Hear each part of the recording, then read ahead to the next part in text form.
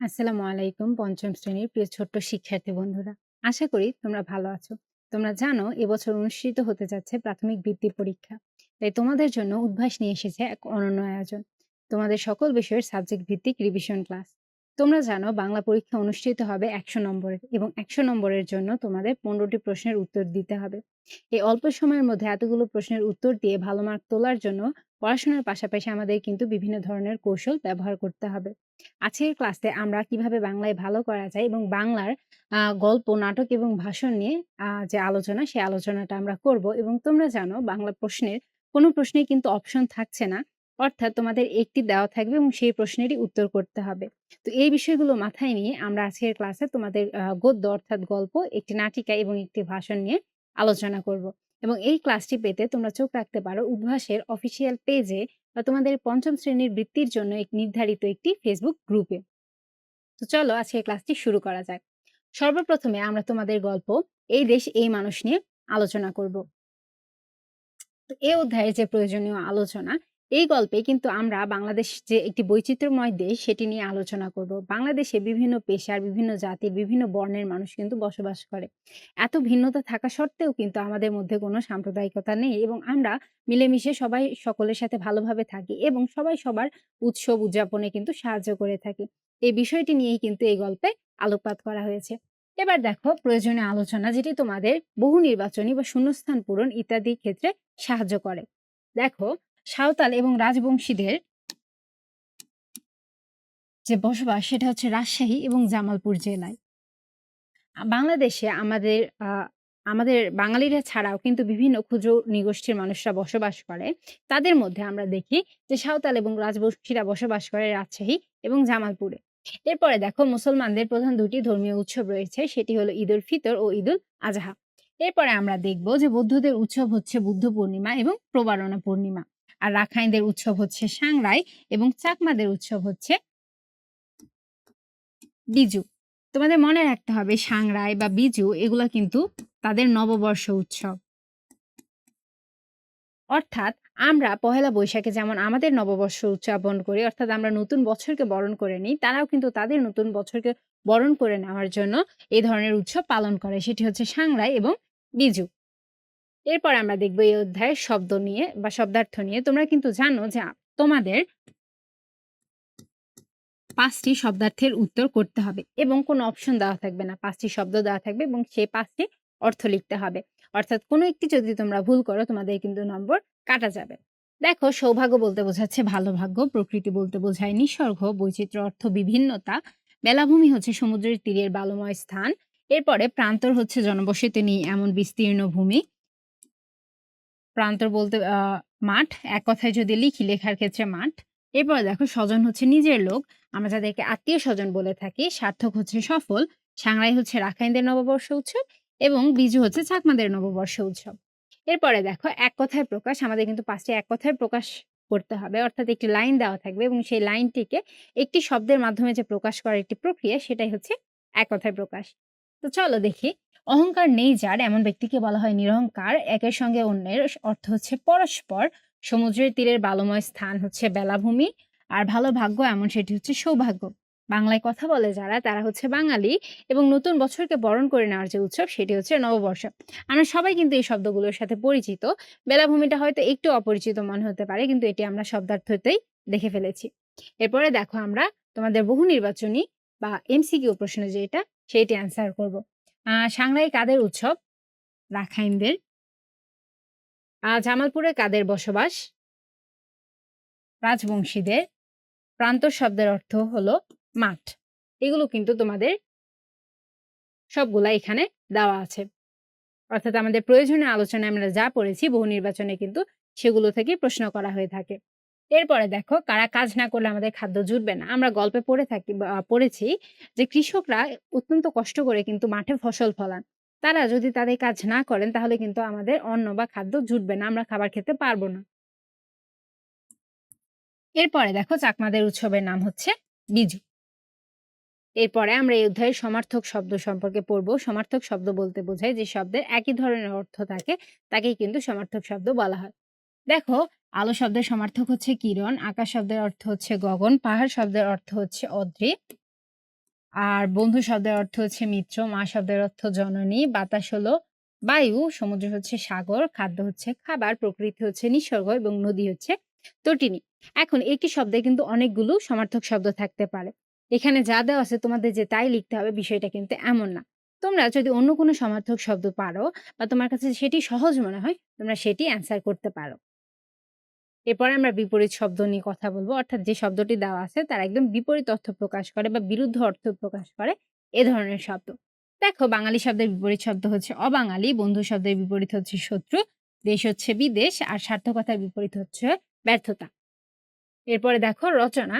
আমাদের যে রচনা লিখতে হবে অর্থাৎ ১০ মার্কের যে একটা রচনা থাকে, সেক্ষেত্রে আ এই অধ্যায় থেকে বা এই গল্প থেকে আসতে পারে বৈচিত্র্যময় বাংলাদেশ। এইখানে তুমি ভূমিকা, উপসংহার সহ বাংলাদেশের যে ধর্মীয় বৈচিত্র্যতা আছে বা জাতিগত বা পেশাগত বৈচিত্র্যতা ইত্যাদি বিভিন্ন ধরনের পয়েন্ট নিয়ে কিন্তু তোমরা লিখতে পারো। কি পয়েন্ট গুলো হতে পারে? পেশাগত বৈচিত্র্য,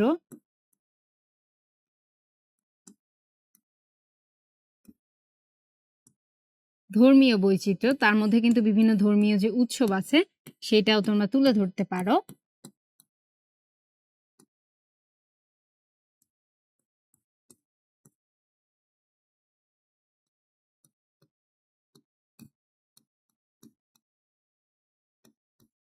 আচ্ছা। এরপর আমরা আমাদের পরের গল্পতে যাব, সুন্দরবনের প্রাণী। তো এই গল্পে আসলে সুন্দরবনে যে বিভিন্ন ধরনের আমাদের সুন্দরবন কিন্তু বিশ্বের বৃহত্তম ম্যানগ্রোভ বন এবং এই বনে আমাদের রয়্যাল বেঙ্গল টাইগার, চিত্রা হরিণ সহ বিভিন্ন ধরনের প্রাণী বসবাস করে। এই বন আমাদের পরিবেশের যে ভারসাম্য রক্ষা করতে কিন্তু বিভিন্নভাবে সাহায্য করে এবং বিভিন্ন ধরনের প্রাকৃতিক দুর্যোগ যেমন বন্যা, খরা, ঝড় থেকে আমাদের রক্ষা করে। তো এইসব বিষয়গুলো নিয়ে কিন্তু এই গল্প লেখা হয়েছে। এই প্রয়োজনীয় আলোচনার মধ্যে আছে দেখো, সুন্দরবন বাংলাদেশের দক্ষিণে অবস্থিত। ক্যাঙ্গারু প্রাণীটির সাথে জড়িয়ে আছে অস্ট্রেলিয়া। সিংহ প্রাণীটির সাথে জড়িয়ে আছে আফ্রিকার কথা। আর রাঙামাটি আর বান্দরবনের জঙ্গলে হাতি দেখা যায়।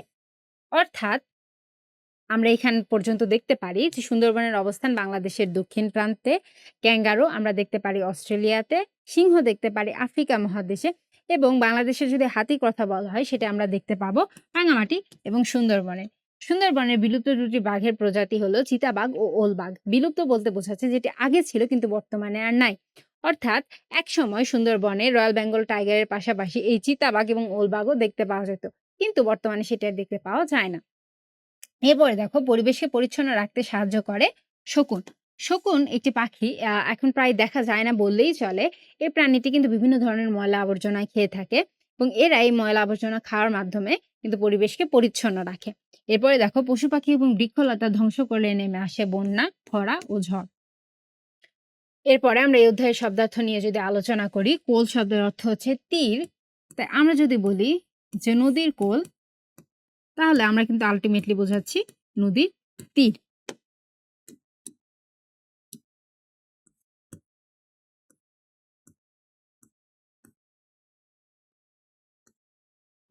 এরপরে দেখো, অস্ট্রেলিয়া হচ্ছে এশিয়া, ইউরোপ এবং আফ্রিকার মতোই কিন্তু একটি মহাদেশ। রয়্যাল শব্দের অর্থ হচ্ছে রাজকীয়। ভয়ঙ্কর হচ্ছে ভীষণ ভীতিজনক বা ভয়ঙ্কর।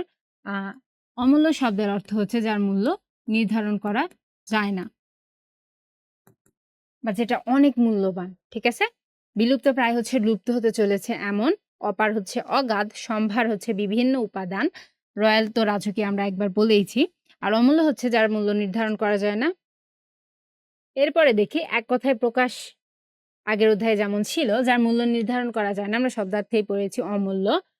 রাজার মতো চালচলন যার, রাজকীয়, যা লোপ পেয়েছে, বিলুপ্ত, উপকার করে যে, উপকারী, জলে বাস করে এমন, জলচর। বিভিন্ন জলচর প্রাণী আমরা জানি, যেমন মাছ, তারা পানিতেই বসবাস করে বা জলে বসবাস করে, তাই তাই কিন্তু জলচর প্রাণী।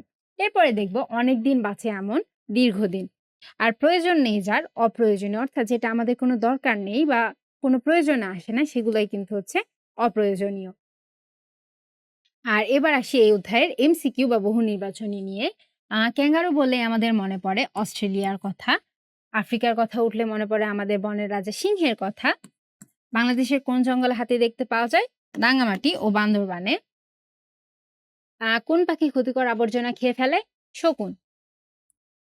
আর দেখো কোন প্রাণীর গায়ে ফোঁটা ফোঁটা সাদা রং এবং বড় বড় শিং আছে, সেটা হচ্ছে চিত্রা হরিণ। তোমরা যদি কখনো চিড়িয়াখানায় যাও তখন দেখতে পারবা যে এক ধরনের হরিণ আছে যাদের মাথায় অনেক বড় বড় শিং আছে, আগে কিছু সাদা সাদা ফোঁটা ফোঁটা থাকে বা ছোপ ছোপ দাগ থাকে, এরা হচ্ছে চিত্রা হরিণ। এরপরে অধ্যায়ের সমার্থক শব্দ হচ্ছে বিশা, যার অর্থ বিপুল। ভয়ঙ্কর সমার্থক হচ্ছে ভয়ানক। লতা শব্দের অর্থ বা সমার্থক হচ্ছে পাতা, বৃক্ষ, গাছ। বিপর্যয় হচ্ছে দুর্যোগ। আর বিপরীত শব্দ হচ্ছে অমূল্য, আর এর বিপরীত শব্দ হচ্ছে মূল্যহীন, অর্থাৎ যার মূল্য নেই।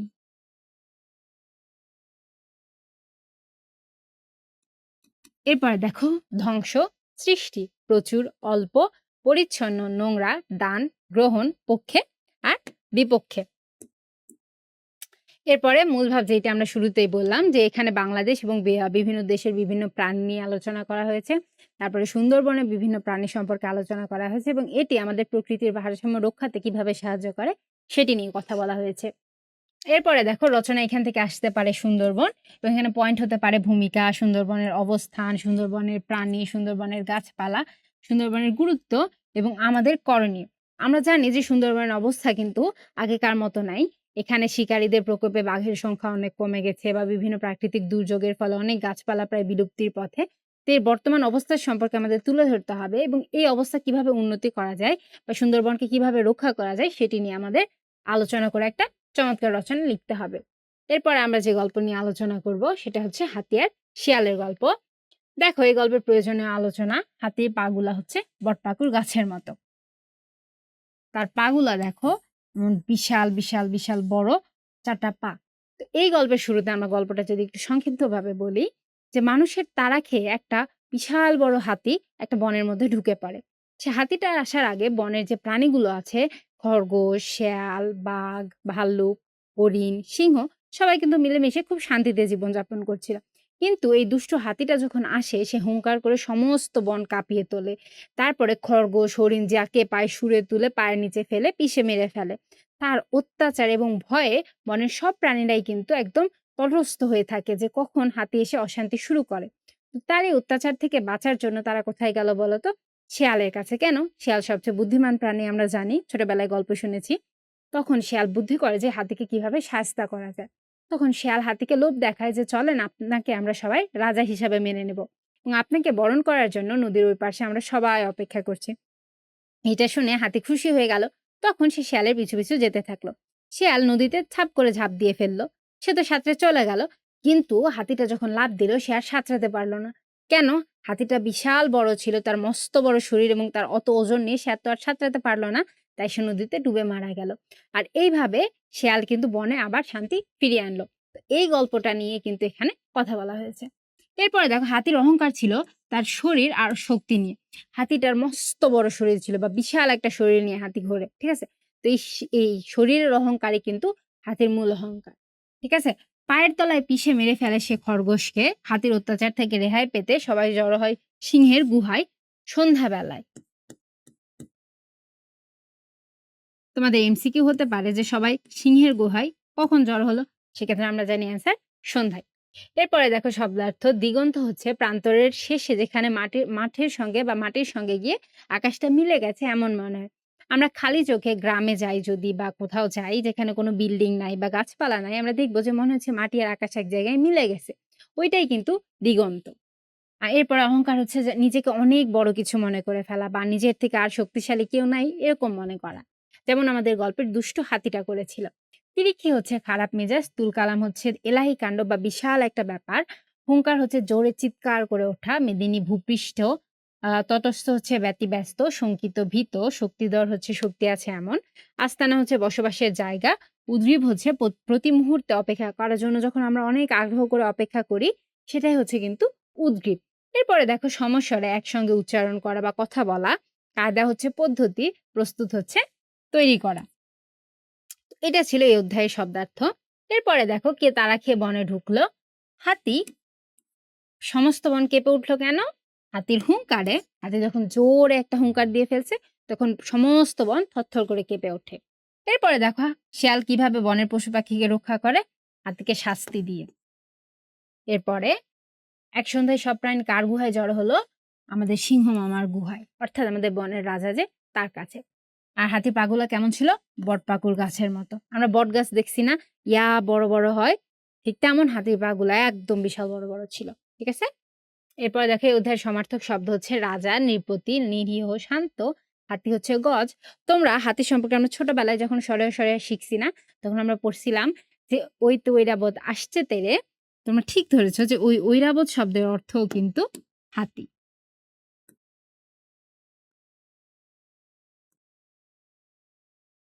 এরপরে দেখো বিশাল অর্থ হচ্ছে বৃহৎ, হরিণের সমার্থক হচ্ছে মৃগ। এরপরে আমরা বিপরীত শব্দ হচ্ছে শক্তিশালী, যার অনেক শক্তি আছে, বিপরীত দুর্বল, যার শক্তি কম, অহংকারী, নিরহংকার, গম্ভীর, চঞ্চল, অসীম, সসীম, বিশাল, ক্ষুদ্র। ক্ষুদ্র বলতে বোঝাচ্ছি ছোট।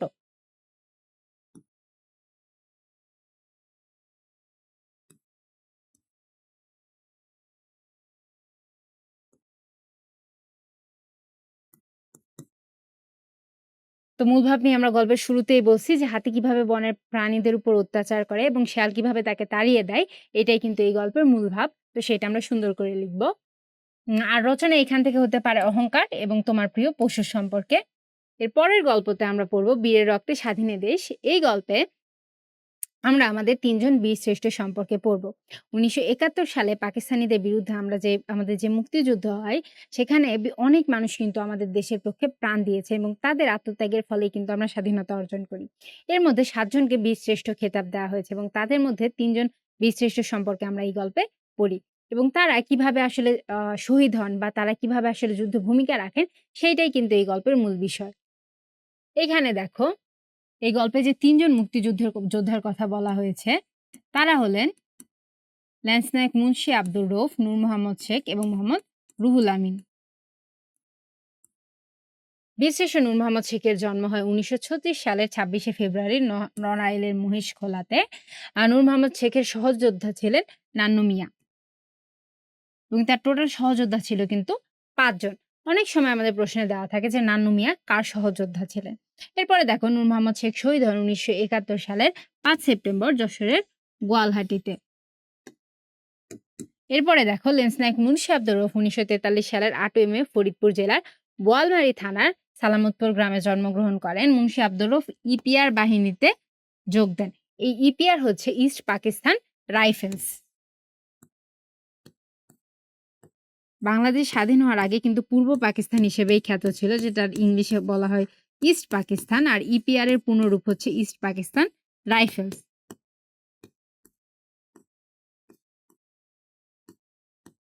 এরপরে দেখি এই গল্পে ৭টি স্পিডবোট আর ২টা মোটর লঞ্চের কথা বলা হয়েছে। মুন্সি আব্দুর রউফ যখন যুদ্ধ করেন তখন কিন্তু তাদের বোমার হামলায় পাকিস্তানিদের ৭টি স্পিডবোটই কিন্তু ডুবে যায়। এরপরে দেখো মুক্তিযোদ্ধাদের নৌজাহাজ ছিল বিএনএস পলাশ আর বিএনএস পদ্মা মংলা বন্দর দখল করেছিল, যেটার নেতৃত্বে ছিলেন আমাদের বীরশ্রেষ্ঠ মোহাম্মদ রুহুল আমিন। এখন দেখি অধ্যায়ের শব্দার্থ। টহল হচ্ছে পাহারা দেওয়া, আসন্ন হচ্ছে নিকট, অবধারিত হচ্ছে অনিবার্য অর্থাৎ যেটা হবেই, রক্তস্রোত হচ্ছে রক্তের প্রবাহে, রঞ্জিত হচ্ছে রং করা হয়েছে এমন, আর এখানে রক্ত দ্বারা রঞ্জিত হয়েছে এমন বোঝায়। আর সাহিত্য বলতে বোঝাচ্ছে শুয়ে আছে এমন। এরপরে দেখো এক কথায় প্রকাশ, বিরাম নেই যার অবিরাম, সৈনিকদের অস্থায়ী ঘাঁটি হচ্ছে ক্যাম্প, বিশেষ খ্যাতি আছে যার তাকে বলা হয় বিখ্যাত।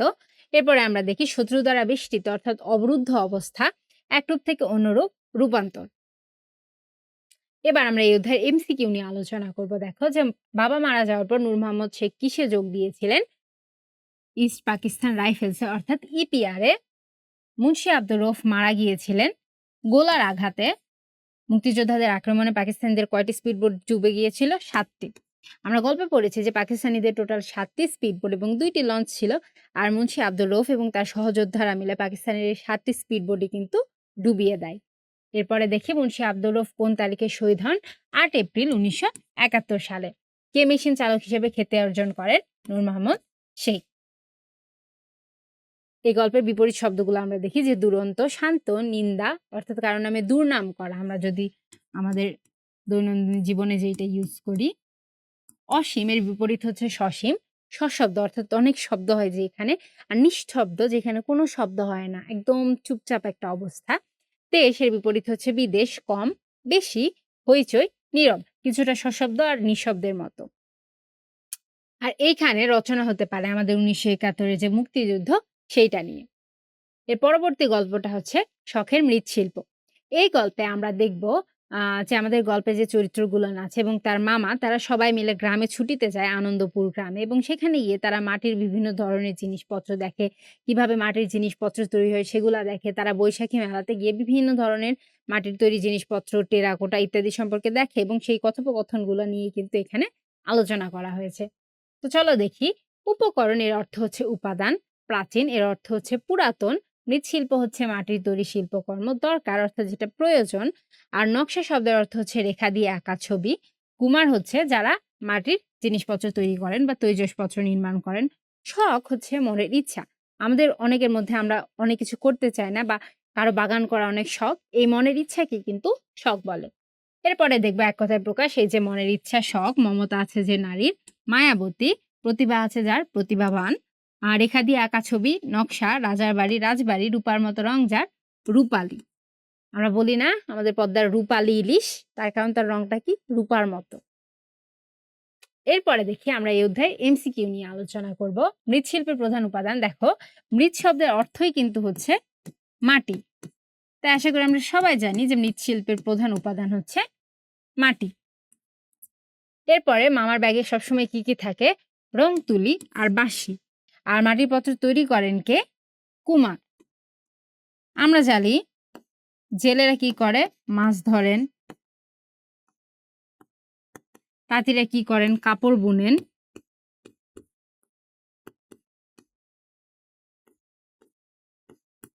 আর কামার কি করেন? লোহার তৈরি জিনিস তৈরি করেন।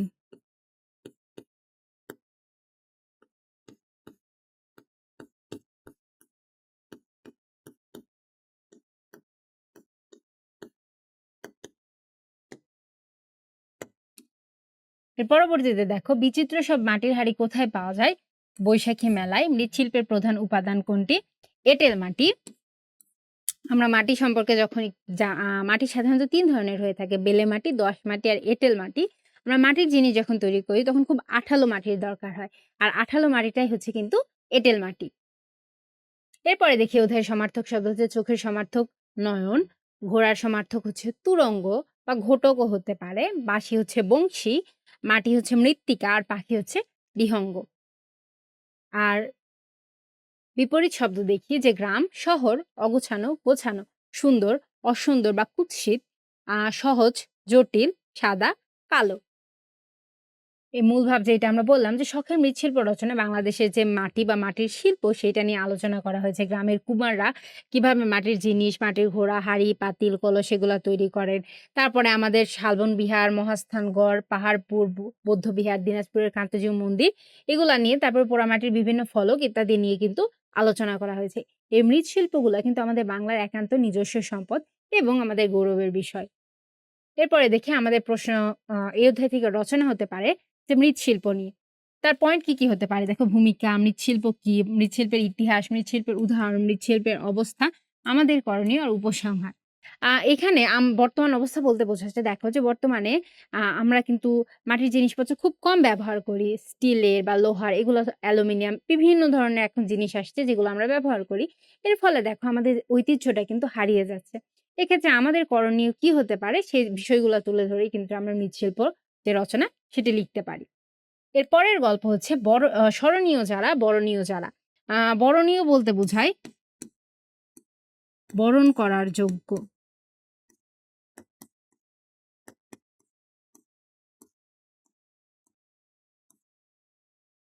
এই গল্পে আমরা আমাদের শহীদ বুদ্ধিজীবীদের সম্পর্কে জানবো। বুদ্ধিজীবী বলতে বোঝায় যারা তাদের মেধার ব্যবহার করে আমাদের বিভিন্ন অঙ্গনে গুরুত্বপূর্ণ ভূমিকা রেখেছেন। তো পাকিস্তানিরা মুক্তিযুদ্ধের শেষ পর্যায়ে যখন দেখে যে তাদের আর জয়লাভ করার কোনো সুযোগ নেই, তখন তারা কি করে? আমাদের দেশটাকে মেধাশূন্য করার একটি নীল নকশা তৈরি করে এবং তখন তারা বিভিন্ন ধরনের অধ্যাপক, আইনজীবী, সাংবাদিক, লেখক তাদের সবাইকে ধরে, ধরে মেরে ফেলে, গুম করে ফেলে, নির্যাতন করে। তো তাদের এই গুম করার যে ইতিহাস বা যারা নিহত হয়েছেন তাদের নিয়েই কিন্তু আমাদের স্মরণীয় যারা, বরণীয় যারা গল্পটি লিখিত রয়েছে। দেখো এখানে শব্দার্থ অবরুদ্ধ বলতে বোঝাচ্ছে আটকানো, অবধারিত হচ্ছে নিশ্চিত, আত্মদানকারী নিজের জীবন দানকারী, নির্বিচারে কোনো প্রকার বাছবিচার করা হয় নাই, বরেণ্য হচ্ছে সম্মানীয়, পাষণ্ড হচ্ছে নিষ্ঠুর, মনস্বী বলতে বোঝেন অনেক জ্ঞানী বা মেধা সম্পন্ন, স্মরণীয় হচ্ছে মনে রাখার যোগ্য। স্মরণ শব্দের অর্থ আমরা জানি মনে রাখা।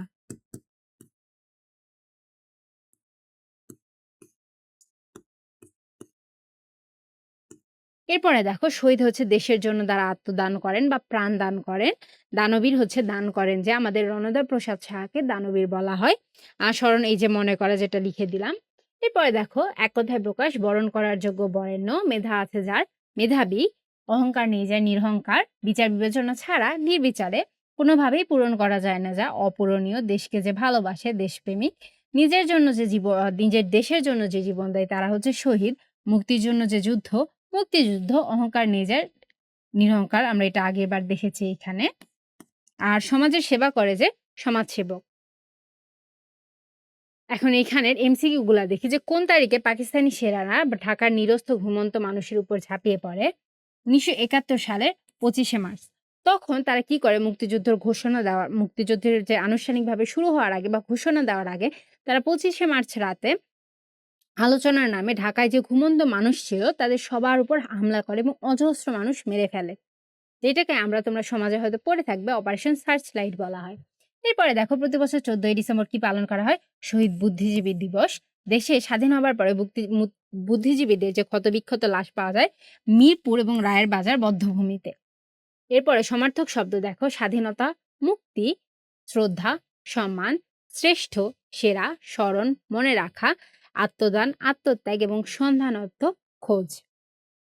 এরপরে আমরা বিপরীত শব্দ দেখব, মৃত্যু, জন্ম, দেশপ্রেম, দেশবিরোধিতা, ঘুমন্ত, জাগ্রত, ঘুমিয়ে আছে এমন, জাগ্রত হচ্ছে জেগে আছে এমন, স্বাধীন, পরাধীন, সাধু, অসাধু, লোভী অর্থাৎ যার লোভ আছে, নির্লোভ যার লোভ নাই, সরল, গরল।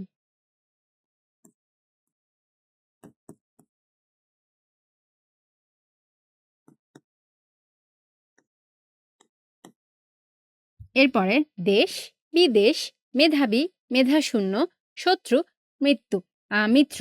এখানে একটা বিষয় খেয়াল রাখবা যে আগে কিন্তু শূন্য বানানটাতে মূর্ধন্য ব্যবহার হতো, কিন্তু বর্তমানে দন্তন্য ব্যবহার হয়। এরপরে মূলভাব যেটা আমরা বললাম যে বাংলাদেশের স্বাধীনতার জন্য সর্বস্তরের মানুষজন কিন্তু প্রাণ দেয়। ১৯৭১ সালে ২৫শে মার্চ থেকে শুরু করে ৯ মাস পাকিস্তানি সেনারা নির্বিচারে গণহত্যা চালায় এবং বিশেষ করে শেষ দিকে দেশের দেশকে মেধাশূন্য করার জন্য তারা শিক্ষক, সাংবাদিক, চিকিৎসক, সাহিত্যিক, বুদ্ধিজীবীদের হত্যা করে এবং তাদের স্মরণে আমরা প্রতি বছর ১৪ই ডিসেম্বর শহীদ বুদ্ধিজীবী দিবস পালন করি। এরপরে দেখো এখান থেকে কি, কি রচনা হতে পারে? দেশপ্রেম নিয়ে, শহীদ বুদ্ধিজীবী নিয়ে, আমাদের মুক্তিযুদ্ধ নিয়ে নাটক মানে রচনা হতে পারে। এরপরে দেখি পরের গল্প হচ্ছে কাঞ্চনমালা আর কাকনমালা। এইটা আমাদের একটা গল্প, মানে কি বলবো, কল্পকাহিনীর মতো কিছুটা। তো এই গল্পে ২ জন দেখো যে রাজা ছিল এবং তার বন্ধু ছিল। তো এইখানে রাজার যে বন্ধু, মানে রাজার ছেলের যে বন্ধু রাজপুত্র, তার বন্ধু ছিল কে? রাখাল।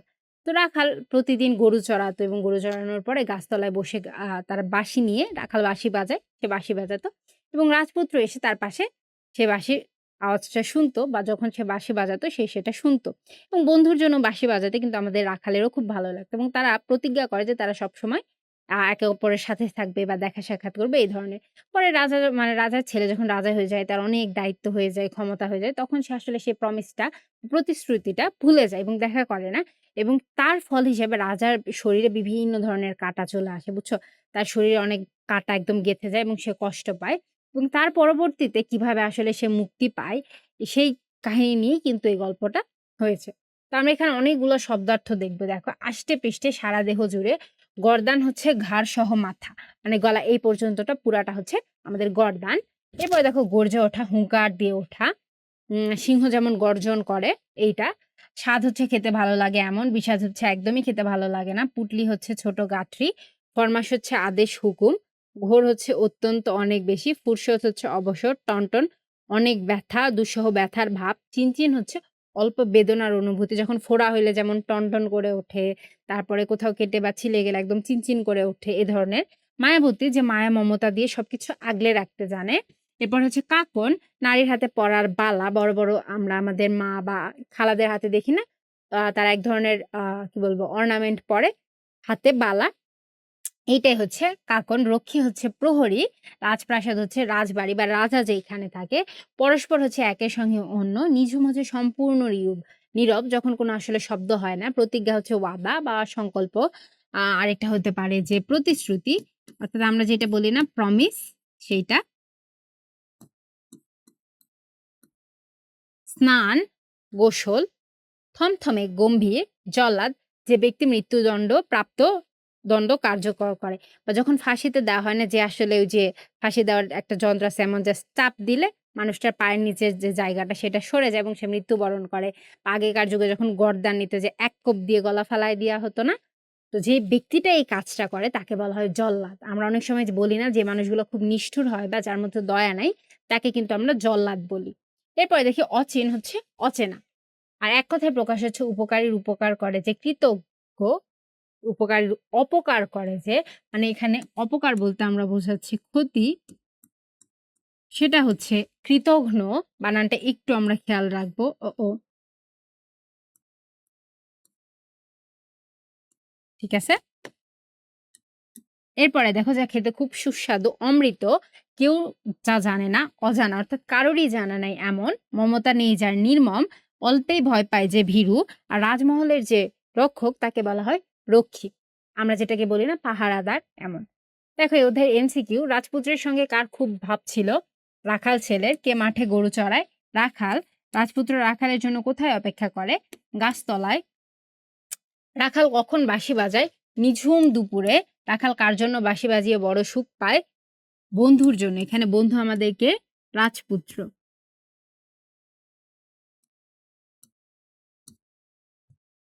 এরপরে দেখো এখানে সমার্থক শব্দ ছেলে, পুত্র, কুমার, আরেকটা সমার্থক শব্দ হতে পারে তনয়। এরপরে রাজা হচ্ছে সম্রাট, বাদশা, নৃপতি। ভোর হচ্ছে সকাল বা প্রভাত। নদী, তটিনী, গাং, নদ। চোখের জল, অশ্রু বা নয়ন জল। বন হচ্ছে জঙ্গল, অরণ্য। গাছ, বৃক্ষ, তরু। সূচ, সুই। এখানে সুই বানানে কিন্তু একটা ছোট্ট চন্দ্রবিন্দু আছে, হ্যাঁ, এটা আমরা মিস করব না। এরপরে দেখি বিপরীত শব্দ সুখ, দুঃখ, মায়া, নির্দয়তা, স্বাদ, বিস্বাদ, কষ্ট, আনন্দ, নকল, আসল, রানী, দাসী, রাজপুত্র, রাজকন্যা, অসুন্দর, সুন্দর, খুশি, অখুশি, বন্ধু, শত্রু, বড়, ছোট, আলো, আধার, ভয়, সাহস, যন্ত্রণা, শান্তি, শেষ, শুরু, পুরনো, নতুন। এরপরে দেখো মূল ভাব যেটা আমরা গল্পে বললাম, যে রাজা যখন তার রাখালের কাছে রাখা প্রমিস বা প্রতিশ্রুতিটা রাখে নাই, তার শরীরে দেখো অগণিত সূচ কেটে যায়। তখন রানী তার সোনার কাকন রানী তখন কি করে, তার সোনার যে কাকন বা হাতের বালাটা সেটা তার দাসীর হাতে দিয়ে দেয়। তার নাম ছিল কাকনমালা, এবং দুর্ভাগ্যক্রমে সে রানী হয়ে যায়। এবং পরে সে রাজা রানী দুইজনেরই অনেক কষ্ট হয়, এবং শেষে একজন লোক তার পুঁটলি নিয়ে এসে রাজার শরীরে যে সূচগুলো আছে সেগুলো বের করে ফেলে, এবং তারা আসলে কষ্ট থেকে মুক্তি পায়। পরে রাজা বুঝতে পারে যে না, এইটাই সে তার রাখাল বন্ধু। ঠিক আছে। এরপরে রচনা হতে পারে আমার প্রিয় বন্ধু আর নৈতিকতা। ঠিক আছে? এটা তোমাদের রচনা হইতে পারে। এর পরের গল্প হচ্ছে আমরা তোমাদের ভুলবো না। এই গল্পে আমাদের দেশের বিভিন্ন আন্দোলন বা অভ্যুত্থানের সময় যারা নিজেদের প্রাণ দিয়েছেন এবং দিয়ে আমাদের দেশের কল্যাণে কাজ করেছেন, তাদেরই একটা সংক্ষিপ্ত বর্ণনা দেওয়া হয়েছে। এখানে দেখো শব্দার্থ আক্রমণ, অন্যের উপরে যে হামলা করা। কেল্লা হচ্ছে দুর্গ বা সেনানিবাস, অভ্যুত্থান হচ্ছে গণ আন্দোলন এবং বিদ্রোহ। ক্যান্টনমেন্ট বলতে বোঝায় সেনানিবাস, অর্থাৎ যেখানে সেনারা থাকে এবং যুদ্ধের প্রস্তুতি নেয়। আন্দোলন হচ্ছে কোনো লক্ষ্য মানে অর্জনের জন্য যে একটা চেষ্টা বা উদ্দেশ্য বা প্রচার। এক কথায় বলতে পারো যে সংঘবদ্ধ বিক্ষোভ, অর্থাৎ অনেকে মিলে যখন কোনো উদ্দেশ্য সাধনের জন্য আন্দোলন মানে চেষ্টা করে, সেটাই কিন্তু আন্দোলন। বৈষম্য হচ্ছে অসমতা বা পার্থক্য। শহীদ হচ্ছে যারা ন্যায়সঙ্গত অধিকার বা দেশের জন্য নিজের জীবন দেয়। আত্মহত্যা হচ্ছে নিজের প্রাণটা বিসর্জন দেওয়া। অমলিন হচ্ছে উজ্জ্বল, মলিন নয় এমন। স্লোগান হচ্ছে আমরা যে বিভিন্ন ধরনের আন্দোলন করার সময় দেখি না, বিভিন্ন ধরনের দাবি করার জন্য মানে দাবি উত্থাপন করে সবাই সমস্বরে কিছু লাইন বলে, এগুলাই কিন্তু হচ্ছে স্লোগান। যেমন আমরা ১৯৯০ সালের দিকে যে গণঅভ্যুত্থান ছিল বা ১৯৮৭ সালে যখন নূর হোসেন আসলে শহীদ হয়, তখন যে স্বৈরাচার নিপাত যাক, গণতন্ত্র মুক্তি পাক, এই ধরনের লাইনগুলাই কিন্তু আসলে স্লোগান, যার মাধ্যমে দাবিটা প্রকাশ পায়। এরপরে দেখো দমন হচ্ছে শাসন রোধ করা, গণতন্ত্র বলতে বোঝায় জনগণ কর্তৃক যে একটা শাসন ব্যবস্থা। এরপরে দেখি এক কথায় প্রকাশ, মলিন নয় যা অমলিন, কোনো উক্তির বিরুদ্ধে আপত্তি জ্ঞাপন, প্রতিবাদ, দেশের প্রতি প্রেম আছে যার, দেশপ্রেমিক, যার ভয় নেই, নির্ভীক। এরপর আমরা ওদের এমসিকিউতে দেখি 1947 সালের পূর্বে পূর্ব বাংলা কোথায় মানে পরে অন্তর্ভুক্ত হয়? পাকিস্তানের, এবং নাম হয়ে যায় কি? পূর্ব পাকিস্তান। দেশ স্বাধীন হওয়ার আগে পাকিস্তানের শাসক কে ছিলেন? ইয়াহিয়া খান। 69 এর গণঅভ্যুত্থানে কোন ছাত্রনেতা শহীদ হন? আসাদ। আর বুকে পিঠে স্লোগান লিখে নূর হোসেন শহীদ হন 1987 সালে। যে স্লোগানটা আমি কিছুক্ষণ আগে বললাম যে স্বৈরাচার নিপাত যাক, গণতন্ত্র মুক্তি পাক, এটা কিন্তু নূর হোসেন 1987 সালে লিখে রাস্তায় আন্দোলন করেন এবং পুলিশের গুলিতে কিন্তু সে নিহত হয়। এরপরে দেখো আন্দোলনে পানি বিতরণ করতে গিয়ে বীর মুগ্ধ শহীদ হন ঢাকার উত্তরায়। আমরা রিসেন্টলি 24-এর যে গণ অভ্যুত্থান সেইখানে দেখি যে আমাদের মীর মুগ্ধ যিনি, উনি রাস্তায় সবাইকে আন্দোলনকারীদের উদ্দেশ্যে যে পানি বিতরণ করা হয়, সে পানি বিতরণ করার সময় কিন্তু গুলির আঘাতে উনি নিহত হন। এরপরে দেখো সমার্থক শব্দ, প্রতিহত অর্থাৎ বাধাপ্রাপ্ত বা বাধা পেয়েছে এমন, শাসন, দমন, হত্যা, প্রাণনাশ, রাস্তা, পথ, বিশাল, বৃহৎ, ভাষা, কথা, নির্মম, কঠোর বা নিষ্ঠুর।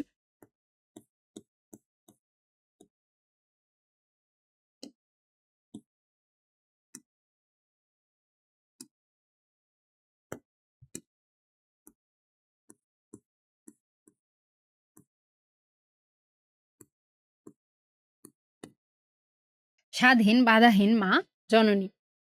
এরপর দেখি আমরা বিপরীত শব্দ, ন্যায়, অন্যায়, যুদ্ধ, শান্তি, নির্মম, দয়ালু বা মমতা, গণতন্ত্র, স্বৈরাচার, বৈষম্য, সমতা, বৈষম্য বলতে বোঝাচ্ছে ভিন্নতা বা সমান নয় যা, মুক্ত, আবদ্ধ, স্বীকার, অস্বীকার, শ্রদ্ধা, অশ্রদ্ধা বা ঘৃণা।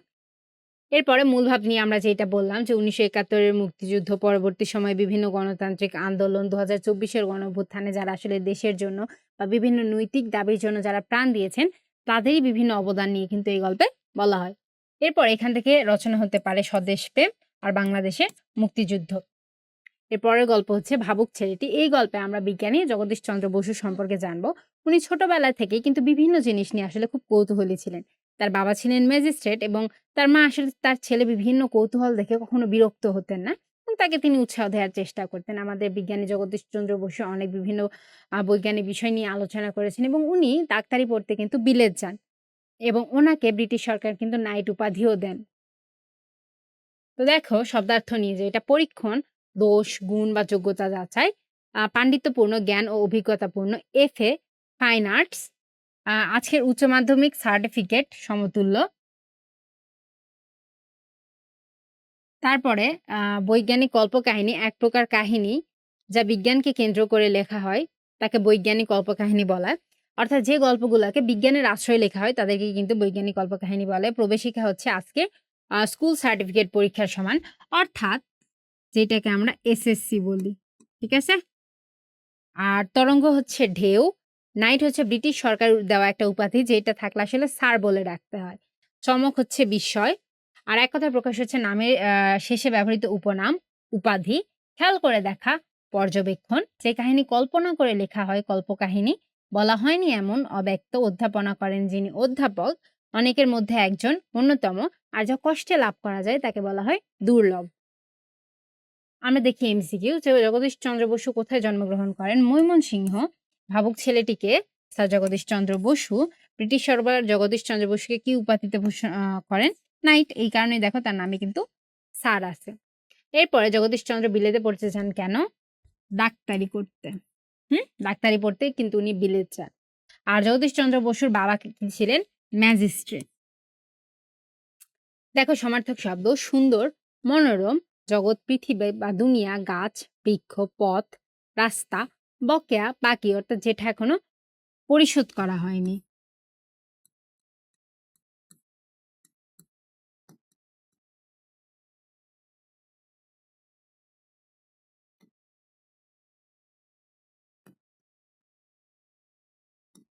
এরপরে বিদ্যুৎ, তড়িৎ, আবিষ্কার, উদ্ভাবন, কল্যাণ, মঙ্গল, আনন্দ, সুখ, পণ্ডিত, জ্ঞানী, নতুন, আধুনিক, দুরন্ত, দুর্দান্ত, জন্ম, আগমন।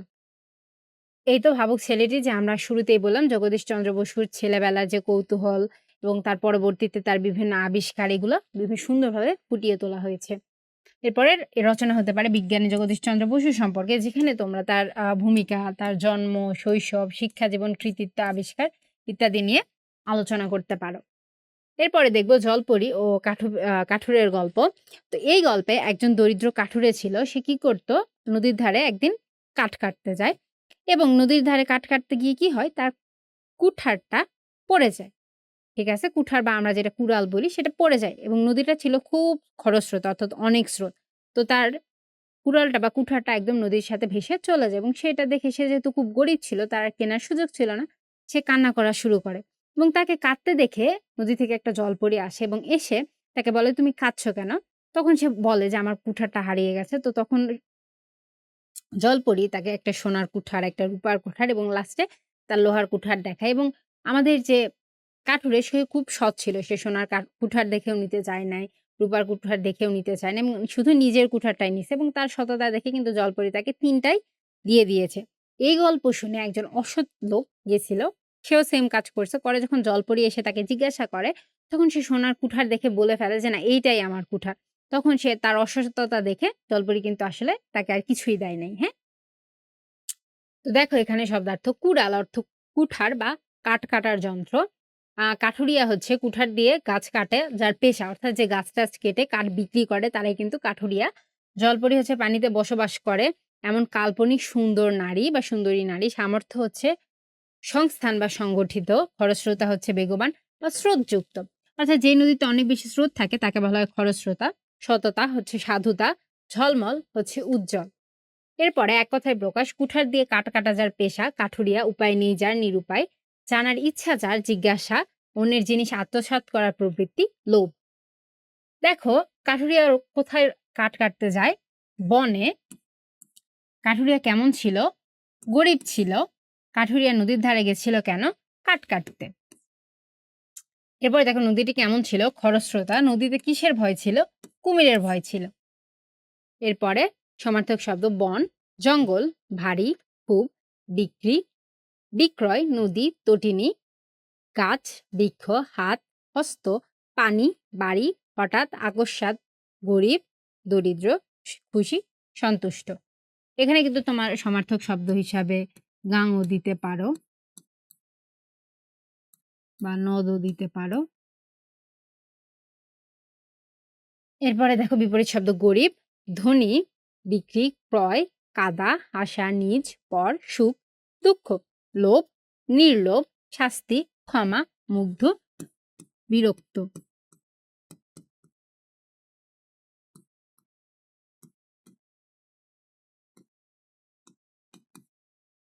এরপরে দেখো সোনা, রূপা, মিথ্যা, সত্য, দূর, নিকট, গোড়া, আগা।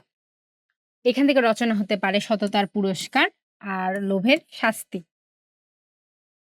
এরপরের গল্প হচ্ছে কুমড়ো ও পাখির গল্প। এইখানে আমরা দেখব যে একটা কুমড়া এবং পাখির মতো কথোপকথন, অর্থাৎ আমাদের পরিবেশে বিভিন্ন প্রাণী বলি বা পালা বলি তাদের মধ্যে যে একটা সম্পর্ক বা পারস্পরিক নির্ভরশীলতা, সেটাই কিন্তু এই গল্পে বলা হয়েছে। ঠিক আছে?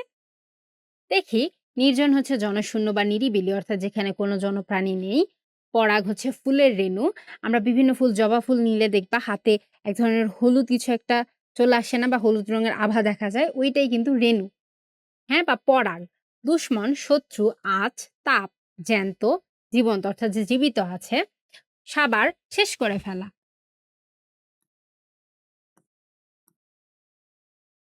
এরপরে দেখো রোজ, প্রতিদিন, উজাড়, শূন্য বা খালি, গা, শরীর, চারা, কচি বা ছোট গাছ, খবর, সংবাদ, ফুর্তি অর্থাৎ আনন্দ করা, আর সাফ অর্থ পরিষ্কার করা।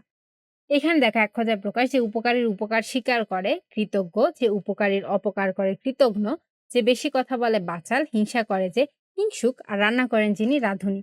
কোথাও উঁচু কোথাও নিচু, সেটা হচ্ছে বন্ধুর। দেখো কোন জায়গায় কুমড়োর লতা ছিল? একটা নির্জন জায়গায়।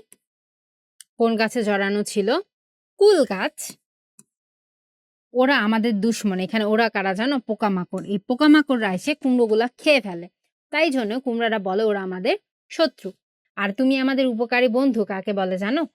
দোয়েল পাখিকে। উপকারীর উপকার স্বীকার করে যে, সে হচ্ছে কৃতজ্ঞ। এরপরে এখান থেকে দেখো সমার্থক শব্দ কি কি আছে। আমরা নির্জন হচ্ছে জনশূন্য, রোজ হচ্ছে প্রতিদিন, গা হচ্ছে শরীর, দুশ্মন শত্রু, পানি হাত বা হস্ত, আগুন অগ্নি, বহ্নি হুতাশন, তোমাদের যেটা ইজি হয়। শুরু হচ্ছে আরম্ভ, আর মৌমাছি হচ্ছে দেখো মধুমক্ষিকা বা মধু সংগ্রহকারী। আর বিপরীত শব্দ লাভ, ক্ষতি, দুশ্মন, বন্ধু, দুশ্মন বলতে বুঝি শত্রু,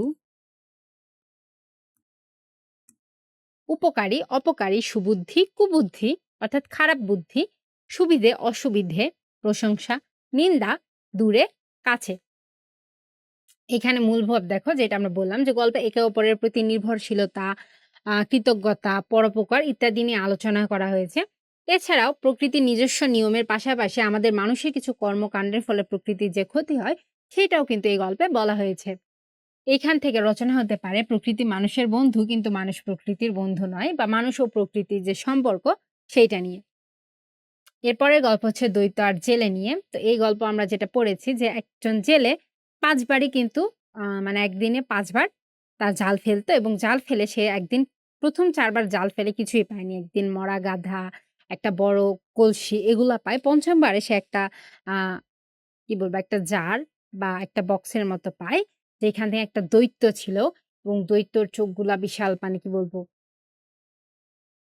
অনেক বড়, বড় চোখ ছিল, এবং সে দেখতে, তার মুখটা দেখতে আসলে বিশাল বড় একটা বাটি বা বক্সের মতো ছিল। তো এইটা দিয়ে নিয়ে একটা কি বলবো কাল্পনিক কাহিনী। দেখো জেলে অর্থ যে মৎস্য শিকারী, মৎস্য অর্থ মাছ, কায়ক্লেশ শারীরিক পরিশ্রম করে গুজরান বা অতিবাহিত করা, মর্জি ইচ্ছা, জ্বালা, এই যে দেখো বিরাট মাটির পাত্র, অনাহার, না খেয়ে থাকা, গোস্তাকি, অপরাধ, নসিব ভাগ্য, বদনসিব খারাপ ভাগ্য, শ্বেত সাদা, আস্থা বিশ্বাস, জব্বর দারুণ, বেঈমান অকৃতজ্ঞ অর্থাৎ যে কৃতজ্ঞতা স্বীকার করে না, প্রতিজ্ঞা শপথ, মোহর হচ্ছে সিল, আর পয়গম্বর হচ্ছে প্রেরিত পুরুষ বা নবী, স্বয়ং হচ্ছে নিজে। এরপরে দেখো এক কথায় প্রকাশ, মাছ ধরে যে জীবিকা নির্বাহ করে সে হচ্ছে জেলে। গোল করে পাকানো কুণ্ডলী, আমরা সুতা যেমন গোল করে পাকাই না, ওটাকে বলে কুণ্ডলী। আর সংকল্প করা হয়েছে প্রতিজ্ঞা, যে উপকারীর অপকার করে সে হচ্ছে কৃতঘ্ন। দেখো জেলে প্রতিদিন কয়বার জাল ফেলতো? টোটাল ৫ বার। জেলের কিভাবে দিন গুজার হতো বা দিন পার হতো? কায় ক্লেশে, মানে অনেক পরিশ্রম করে খুব কষ্টে ১ম বার জাল টেনে সে কি পেয়েছিল?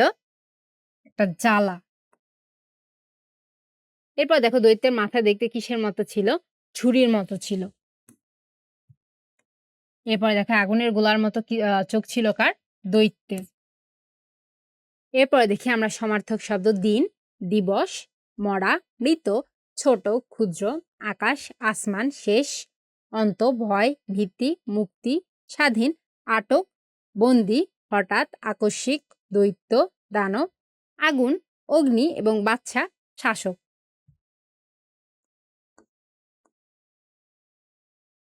আর বিপরীত শব্দ দেখো গরিব, ধনী, দিন, রাত, মোটা, চিকন, মরা, জীবিত, মরা বা মৃত হতে পারে, সত্য, মিথ্যা, বিষণ্ণ, প্রসন্ন, বিষণ্ণ বলতে বোঝায় দুঃখী,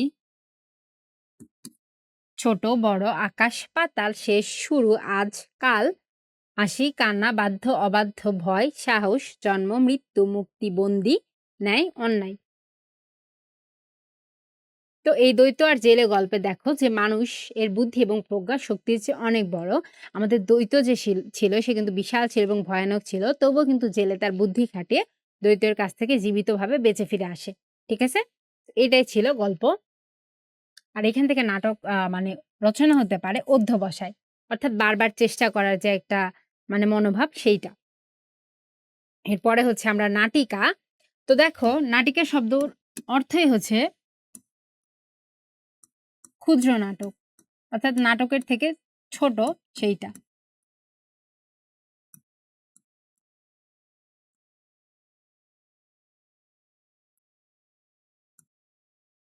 এই নাটিকার লেখককে সুকুমার রায়। দেখো গেরস্থ শব্দের অর্থ হচ্ছে গৃহস্থ বা সংসারী লোক। বরকন্দাজ হচ্ছে বন্দুকধারী সিপাই বা রক্ষী, তেষ্টা, তৃষ্ণা বা পিপাসা, খাটিয়া কাঠের তৈরি খাট, এক্সপেরিমেন্ট পরীক্ষা, রুক্ষমূর্তি উগ্ররূপ, অবাক, বিস্মিত, জলপান, জল খাওয়া, গপ্প, গল্পগুজব, ঘাট, অন্যায়। তো এই গল্পতে মূলত একজন পথিক গরমের মধ্যে সে হাঁটতেছিল এবং হাঁটার পর তার তৃষ্ণা পায় বা তার পানি খাওয়ার ইচ্ছা জাগে। তো তখন সে ৩ জন মানুষকে জিজ্ঞাসা করে, একজন আ ঝুড়িওয়ালা বা ফেরিওয়ালা, তারপরে একজন বৃদ্ধকে এবং লাস্টে গিয়ে মামা যে একজন বিজ্ঞানী তাকে, এবং তাদের কারো কাছেই কিন্তু সে পানি পায় নাই। বরঞ্চ তাকে বিভিন্নভাবে তারা আসলে অনেক অযথা গল্প করে, তার সময় নষ্ট করে, তাকে বিভ্রান্ত করে তোলে। তো এটা মূলত একটা হাস্যরসাত্মক নাটক। এই নাটকে পানির জন্য যে কত রকমের সিচুয়েশন তৈরি হইতে পারে সেটাই কিন্তু বলা হয়েছে।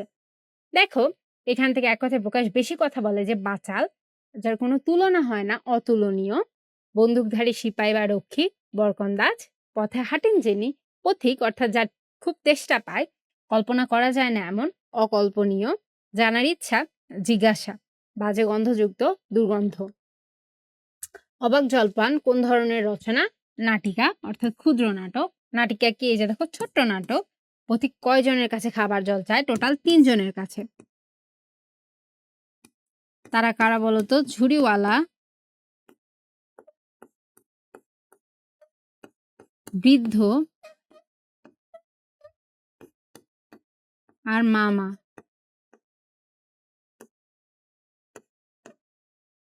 এরপরে দেখো, পৃথিবীর কয় ভাগ জল? পৃথিবীর ৩ ভাগ জল দেওয়া আছে আর ১ ভাগ স্থল। কুকুরের কামড়ালে কোন রোগ ধরে? জলাতঙ্ক। এরপরে দেখো, সমার্থক শব্দ: জল, পানি, মাথা, মস্তক, খবর, সংবাদ, খাঁটি, বিশুদ্ধ। অর্থাৎ যার মধ্যে কোনো ভেজাল নাই, ভালো, উত্তম, তফাৎ, পার্থক্য, নোংরা, অপরিষ্কার। আর এর বিপরীত শব্দ এই অধ্যায় থেকে হতে পারে প্রবেশ, প্রস্থান, অন্যায়, ন্যায়, আগ্রহ, অনাগ্রহ, বিষাদ, স্বাদ, সকাল, সন্ধ্যা, কাঁচা, পাকা এবং পরিষ্কার, অপরিষ্কার। এইখানে দেখো, সুকুমার রায়ের অবাক জলপান একটি নাটিকা। ছোট্ট নাটককে নাটিকা বলে, এতে গল্প বলা হয়েছে।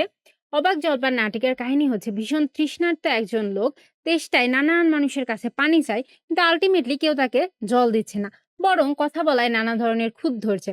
সব শেষে বন্দি মানে বুদ্ধি খাটিয়ে সে বিজ্ঞানীর নিকট থেকে কিন্তু, অর্থাৎ যে মামা, তার কাছে কিন্তু জল আদায় করে।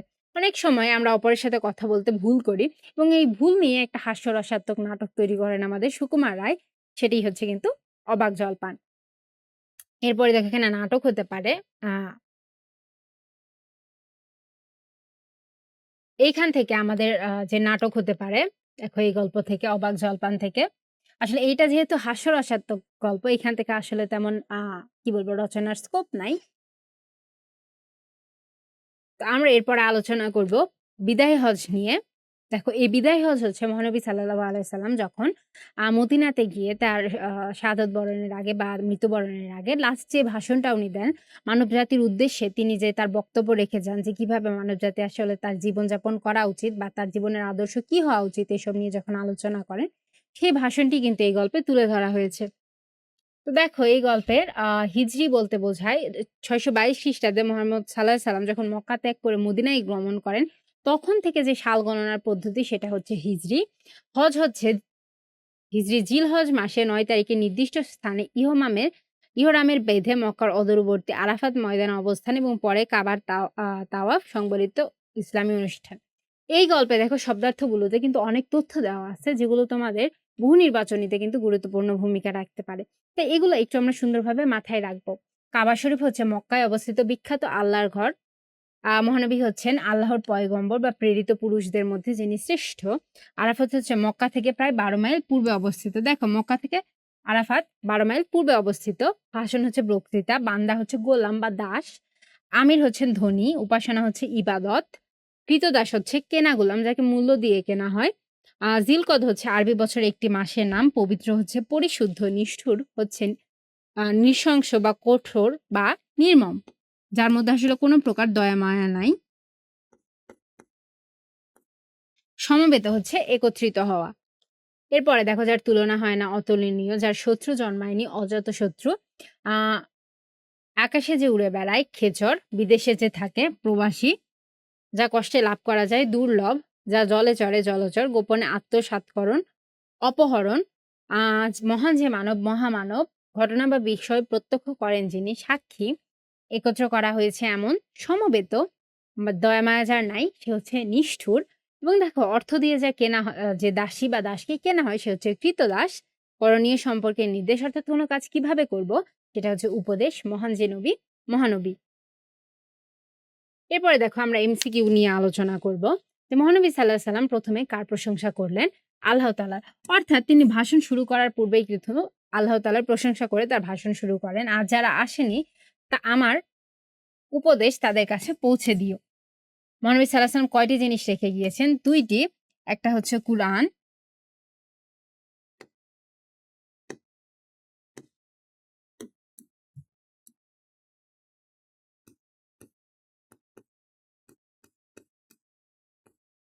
আর রাসূলের বাণী।